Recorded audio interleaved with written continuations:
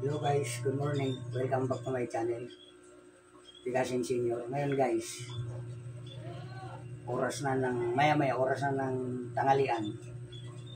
Naisip ko na magluto ng munggo. Kasi kanina nga naisip ko ano bang sasawag ko sa munggo.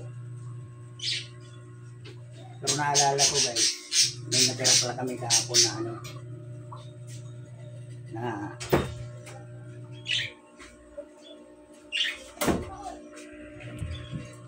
adobong manok na laman loob guys ng manok. Pinaisip ko magmunggo na lang para pwede rin siguro ng sahog yan. Siguro masarap din yan eh. Kaya hindi na ako bumili ng pangsahog. Ito na lang subukan kong isahog. Siguro masarap din yan. Atay ng manok yan. Ngayon guys, ito nandito yung mga ingredients guys. Ito yung pinakulo ko ng munggo.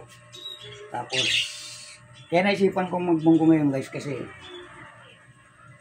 dalawang araw nang mayroon ako dyan na dahon, yung malunggay at saka alokbati. Ay masarap din yan na ingredients ng munggo. Kaya ito guys, nakaready na. Sibuyas, green na at saka bawang, ingredients yan. Umpisahan ko na guys yung pagluto. Siyempre, una, magigisa tayo ngayon. Kasi dyan na kayo guys, luma na kawali ko eh. Maitim na pero malinis yan guys. Ayun o, magigisa tayo ngayon ng sibuyas, bawang.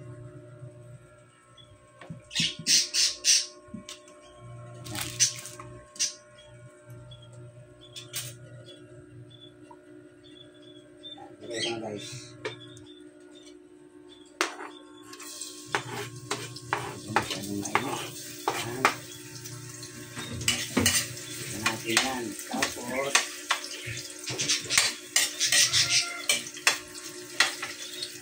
sasakyan natin ang apoy.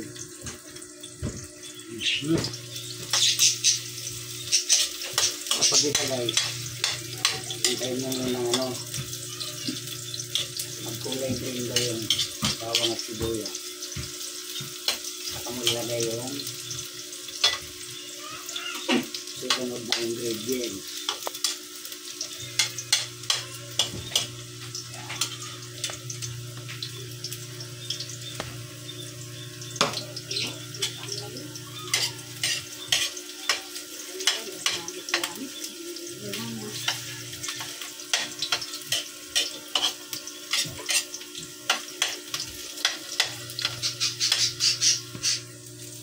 Yan guys, lagay ko tama na, pwede na. Ito guys, lagay ko na yung atay ng manok. Yan.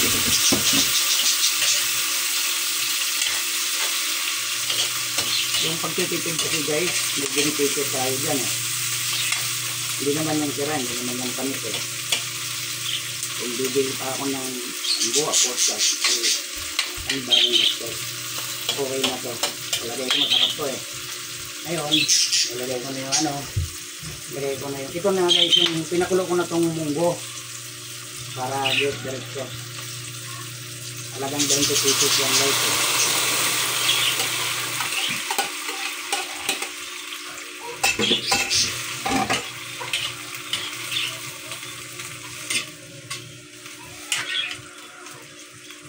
Siyempre, sa munggo dapat medyo may sabaw.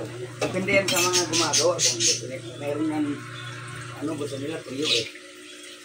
Pero mas masarap yung may kaunting sabaw para ay mahigop ka ng kaunti. Kaunti pa.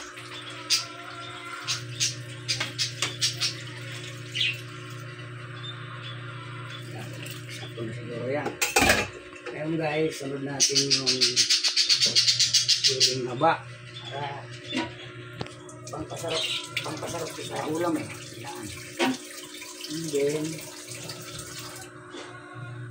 lagay ko na yung alokbati din. tuyo na, ano na to, malata na, kasi kapon pa to eh.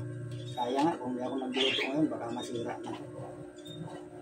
Kaya yun yung dahilan na nagpilitan akong magluto ng munggo. Tapos lagyan natin ng kaunting malunggay para magsama-sama yung vitamins. Yan. Tatlong gulay. Saan ka pa? Masarap yan.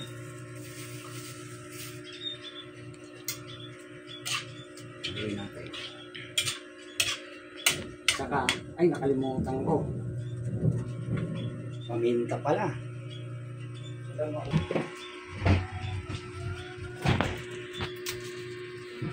Yan. Paminta. Durog. Dapat nga guys, may kamatis to eh. Kaso meron kami dito kasama sa bahay na ayaw nang may kamatis.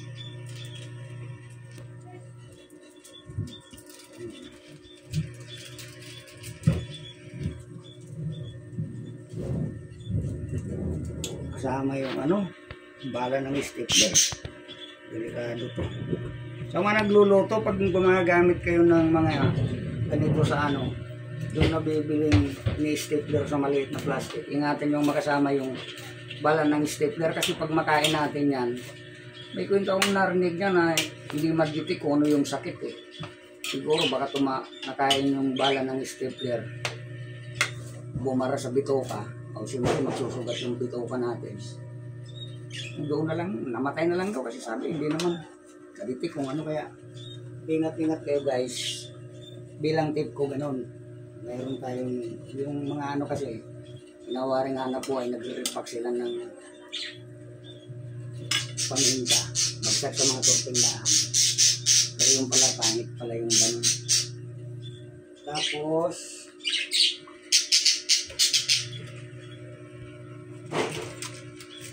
konting bitsin para masarap ba. Tapos magic sarap. Kaya nga magic sarap, masarap yan eh. Yan, kulang yata. Sira ko yung kahapon eh. Asin pa pala, hindi ko pa nalagyan ng asin. Yan, asin. Lagyan natin.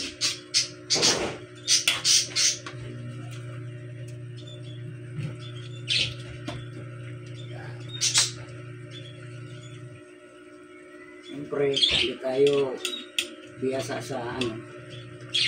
Subukan natin na tikman. Kuha tayo yung kutsara.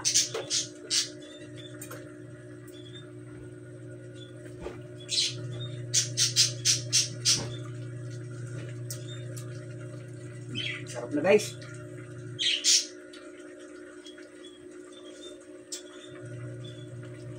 Yan. Mataas kasi guys ang templada ko. Minsan dito sa bahay. Reklamo sila, maalat papa ang luto mo.